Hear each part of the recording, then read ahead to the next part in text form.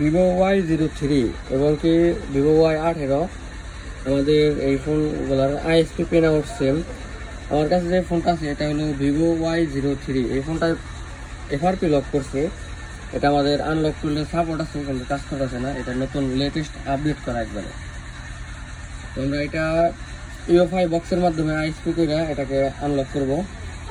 আমাদের বর্ণীয় স্কিমেটিক্সে যাওয়ার পরে আমাদের যেখানে ভিভো Y18 যে আপনাদের আইএসপি পেন আউট আর ভিভো Y03 আইএসপি পেন আউট সিম। তো এটা আমাদের সিএমডি, এটা আমাদের সিএলকে, এটা আমাদের ড্যাটো। তো আমাদের আইএসপি লাইন করা হয়েছে। এখন হলো ইউএফআই যে টুল আছে ইউএফআই বক্সের, এই টুল ওপেন করবো। ওপেন করার এখানে ওকে ক্লোজ। তারপর আমাদের এখানে ডাইরেক্ট এমএমসি আইএসপি এখানে যাওয়ার পরে আমাদের বাস ওয়াইড এখানে 1 বিট সিলেক্ট করে দিব। তারপর ক্লক স্পিড 24 মেগাহার্টজ। আর এখানে বিসিসি আর বিসিসি কিউ এটা আমাদের অটো থাকবে। অটো দেওয়ার পরে আমাদের এখানে চার্জিং কেবল ঢুকিয়ে দিছি, তারপরে ব্যাটারি কানেকশনও আছে। আমরা এখানে এখন ডাইরেক্ট এখানে যে আইডেন্টিফাই ইএমএমসি এটা দেব। আইডেন্টিফাই ইএমএমসি আমাদের এটা আইডেন্টিফাই বানছে। তো আমাদের এখানে এটা আইডেন্টিফাই হয়েছে। এই যে মডেল ভিভো V2333, এটা আমাদের ভিভো Y03 মডেল। তো আমাদের ইউজার এরিয়া পার্ট এই যে এখানে যাব। এখানে যাওয়ার পরে স্পেশাল টাস্ক, এখানে এই স্পেশাল টাস্কে যাওয়ার পরে আমাদের এখানে আসবে ক্লিয়ার এফআরপি লক। এই যে clear FRP lock, factory reset, এটা সব করা যাবে। তো আমরা যত ফোনটা আমাদের এফআরপি লক আছে এর কারণে আমরা ক্লিয়ার এফআরপি লক দিব।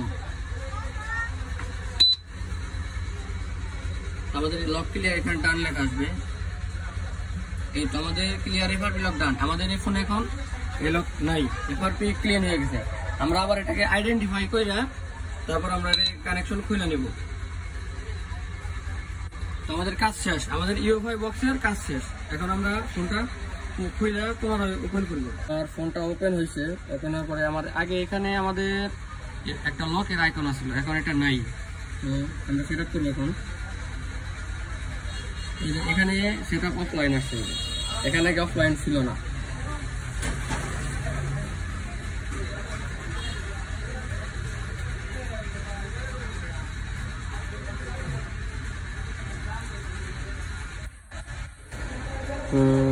লোডিং হইতাছে।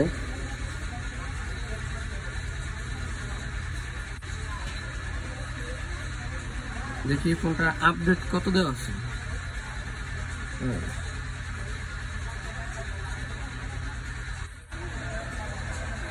এই ফোনটা অ্যান্ড্রয়েড 14 একবার লেটেস্ট যে আপডেটটা, ওই আপডেটটা দেওয়া আছে।